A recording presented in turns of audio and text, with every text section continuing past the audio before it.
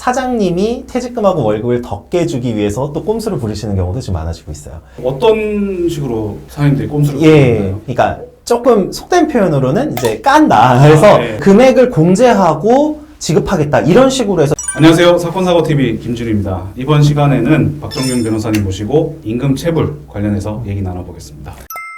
요즘 이제 좀 경기가 어려워지고 하다 보니까 사업체에서 이제 직원들한테 급여를 좀 안 주고 밀리고 이런 일이 많아지고 있는데요. 네. 월급, 뭐 퇴직금 이런 것들이 있겠죠. 이거 체불이 많다고 들었습니다. 어떻게 보십니까? 제가 이제 사실 노동사건을 많이 하고 있기 때문에 좀 최근에 확실히 저희가 체감을 할 정도로 좀 침체가 느껴져요. 그래서 경기 침체를 하다 보면은 당연히 뭐 정리해고라던가 임금체불, 퇴직금체불 사건이 늘어나는데 실제로 제가 사무실 운영하고 있는 곳도 이제 공단이 주로 이제 많은 지역이어서 좀 최근에 그런 사건이 굉장히 늘어나고 있습니다. 그리고 사실 여기에 비례해서 사장님이 퇴직금하고 월급을 더 깨주기 위해서 또 꼼수를 부리시는 경우도 좀 많아지고 있어요. 어떤 식으로 사장님들이 꼼수를 예. 부리나요? 이게 이제 크게 일단은 뭐 월급 자체는 사실은 보통 안 주기가 좀 쉽지는 않잖아요. 네. 그래서 이제 퇴직금이라도 줄이려고 많은 시도를 하시거든요. 근데 퇴직금 같은 경우에 이제 보통 두 가지 꼼수를 많이 쓰시는데요. 네. 첫 번째는 그만두기 전에 이제 와가지고 합의서 써라. 그래서 퇴직금 관련해서 뭐 적게 청구한다라든지 아니면 주로 뭘 하시냐면 월급에 퇴직금이 포함돼서 이미 줬다 라고 하는 이야기를 합니다. 그게 이제 그 정도 케이스가 있고요. 그 다음에 두 번째 케이스는 뭐가 있냐면 너가 회사에 손해를 끼쳤다. 횡령이 아니어도 뭐 예를 들면 일 처리를 하다가 사실 네. 근로자가 실수를 할 수 있지 않습니까? 네. 당연히. 그러면은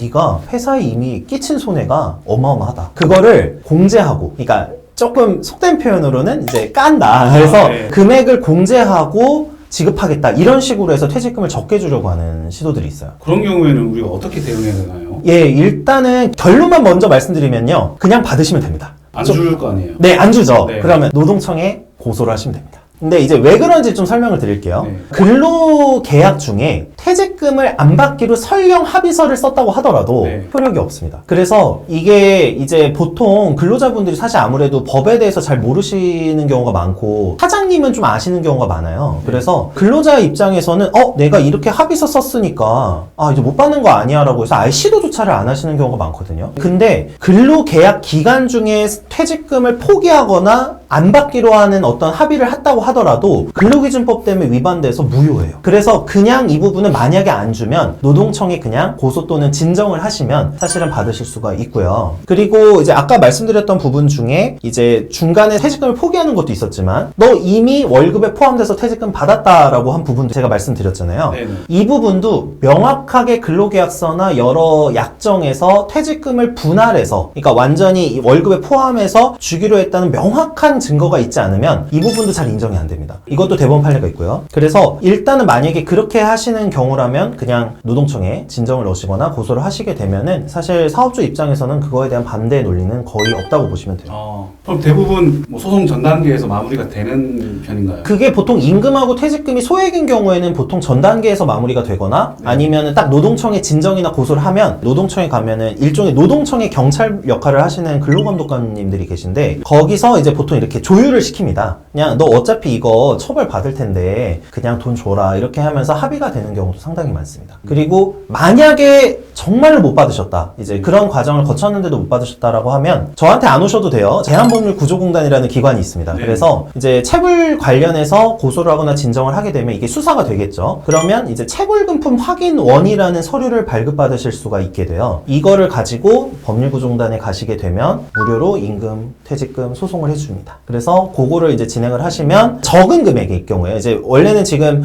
금액이 높으면 좀 다른 얘기가 됩니다만 이제 금액이 적은 경우 월급 400만 원 이하인 경우에는 법률구조공단에서 소송을 도와주고 있습니다. 그게 또 임금 기준이 있나 봐요? 네네네. 이게 왜냐면 너무 고소득자 근로자들을 사실 이게 국가 예산을 써서 도와주는 거는 좀 부당하다고 보고 있기 때문에 400만 원 이하인 경우에는 이제 가서 도움을 받으시면 되고요. 그러면 이제 도와주실 거고 제가 아까 말씀드린 부분 중에 이제 말씀 안 드렸던 게 그러면은 이제 요거는 이렇게 해서 받을 수 있다는 거 아시게 되셨을 거예요. 그런데 근데 손해를 끼쳤다라고 하면 어떻게 되느냐? 네. 이 부분이 좀 궁금하실 수가 있는데 이것도 결론부터 말씀드리면 받으실 수가 있어요. 근데 어떤 개념이냐면 우리가 상식적으로 이제 사장이 모든 많은 꼼수를 예전부터 쓰셨을 거예요. 사실 그죠? 돈을 좀 덜 주시기 위해서. 물론 좋은 사업주분들도 굉장히 많습니다. 근데 이제 그런 케이스에서 실제로 제가 소송을 하게 되면 어떤 케이스들이 있냐면 사실 근로자가 일을 하면서 실수를 전혀 안 하는 경우는 저는 없다고 생각을 해요.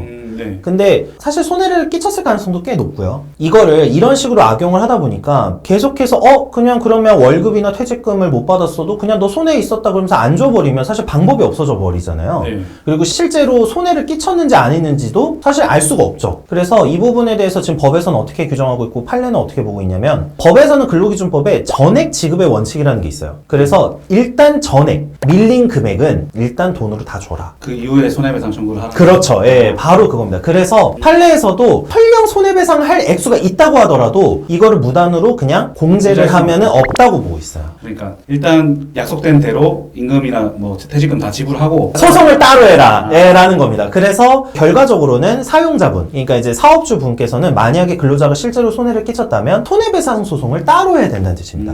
그렇게 해가지고 일단은 월급이나 퇴직금 같은 경우에는 근로자분들이 바로 생활과 직결이 돼 있는 부분이기 때문에 일단은 지급을 하도록 본 겁니다. 말씀 잘 들었습니다. 이번 시간에는 박정경 변호사님과 임금 체불에 관한 이야기 나눠보았습니다. 영상 시청해 주셔서 감사합니다.